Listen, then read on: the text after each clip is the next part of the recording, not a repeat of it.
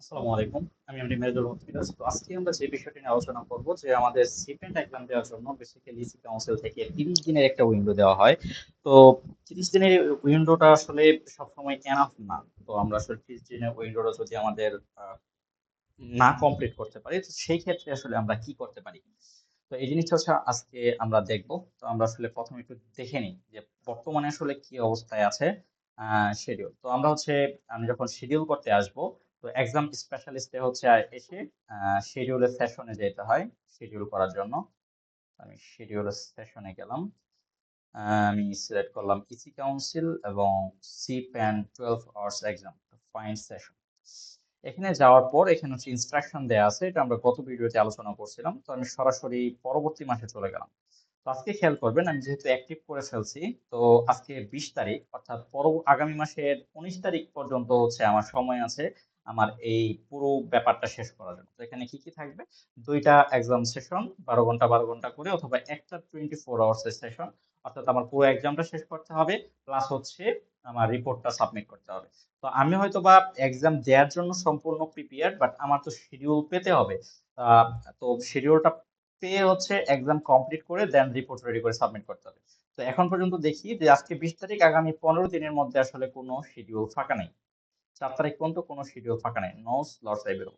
5 তারিখ ফাঁকা আছে, আমরা একটু আগে দেখছি। সেটা বিকাল বা একদম রাতের দিকে, 11:30 12টার দিকে। তো আমরা ধরে নিচ্ছি 5 তারিখও নাই। তো পরবর্তী মাসে একটু যাই। তো এদিক দিয়ে আবার 10 তারিখ পর্যন্ত নাই, অর্থাৎ যারা 20 তারিখ বা এর আগে অ্যাক্টিভ করছে তাদের হাতে অলরেডি তাদের সময় চলে গেছে। আপনি একটু খেয়াল করেন, প্রায় 20 দিন শেষ, 30 দিনের মধ্যে। তো আমাদের আসলে এখন বর্তমানে যারা আছি তারা আসলে 30 দিনের মধ্যে এই পুরো কার্যক্রমটা আসলে কমপ্লিট করা পসিবল না। তো এই ক্ষেত্রে আসলে আমরা কি করব? এই ক্ষেত্রে আমাদের যে কাজটা সেটা আমরা এসপেনে চলে যাব। এসপেনে যাওয়ার পরে এখানে দেখবেন support@ecouncil.org নামে একটা মেইল আছে, সাপোর্ট মেইল। তো এইটাতে আমরা একটা মেইল করব। তো মেইলে আসলে আমরা কি কি লিখবো?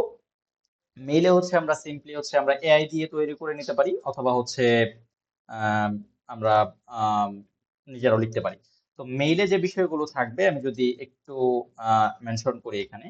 আম, আমাদের মেইলে থাকতে হবে আমাদের কি জন্য আসলে আমরা এক্সামটা কমপ্লিট করতে পারতেছি না এই 30 দিনের মধ্যে, সেটা আমরা মেনশন করব। তো আমরা স্ক্রিনশট দিয়ে এটার এভিডেন্স দিয়ে দেবো যে আমি 20 তারিখ বা যে তারিখে আসলে আপনি করছেন, অ্যাক্টিভ করছেন আপনার ড্যাশবোর্ডটা, দেখাবেন যে আমি এত তারিখ অ্যাক্টিভ করছি, আমি এক্সাম শিডিউল করতে গেছি, যে এই উইন্ডোর মধ্যে আসলে এক্সামটা শিডিউল করার মতো কোনো ওয়ে নাই। তো আমি ফার্স্ট সেশন ধরেন 11 তারিখ দিলাম, তো আমি প্রথম সেশনটা 11 তারিখ কমপ্লিট করছি। বাট 11 তারিখ যখন আমি আসলাম, তখন দেখলাম যে আসলে আমার 20 তারিখ বা 19 তারিখ পর্যন্ত আমার সময়। তো আমি 25 তারিখের আগে পাচ্ছি না শিডিউল। তখন আসলে 11 তারিখ গিয়ে দেখবেন এরকমই হবে যে 25 তারিখের আগে আপনি আর কোনো শিডিউল পাচ্ছেন না।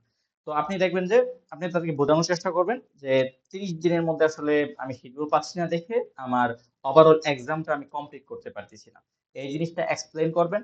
পাশাপাশি কি কি ডকুমেন্ট দিবেন, আপনার কি কি এভিডেন্স দিবেন, ইনফরমেশন দিবেন। এক নম্বর আপনি তাদেরকে মেনশন করবেন যে এসপেন প্রোফাইলের ইউজার নেম দিবেন, ইমেল অ্যাড্রেস দিবেন, এবং আম, আপনার ফোন নাম্বারটা দিয়ে দিবেন যাতে তারা ইমার্জেন্সি কন্ট্যাক্ট করতে পারে। আর যদি এভাবে মেইল দেন, এর আগে আমরা দেখছি একজনের ক্ষেত্রে এরকম 15 দিনের জন্য সময়টা এক্সটেন্ড করেছে, এবং প্রয়োজনে তার থেকে বেশি সময় এক্সটেন্ড করতে পারে। তো এখানে সবচেয়ে সতর্কতার বিষয় যদি আপনি এই কাজটা না করেন, আপনার ড্যাশবোর্ডটা যদি এক্সপায়ার হয়ে যায়, পরবর্তীতে আসলে আপনি রিপোর্টটা সাবমিট দিতে পারবেন না। অথবা যদি ফার্স্ট সেশন দেওয়ার পরে 30 দিন শেষ হয়ে যায়, সেকেন্ড সেশনটা এক্সাম দিতে পারবেন না। তো এক্সপায়ার হওয়ার আগেই মেইলটা দিয়ে দিবেন। চেষ্টা করবেন ফার্স্ট সেশনটা যেদিন এক্সামটা হবে ওদিনই আসলে মেইলটা দিয়ে দেওয়ার জন্য। তো এই ছিল আজকের ভিডিও। থ্যাংক ইউ সবাইকে।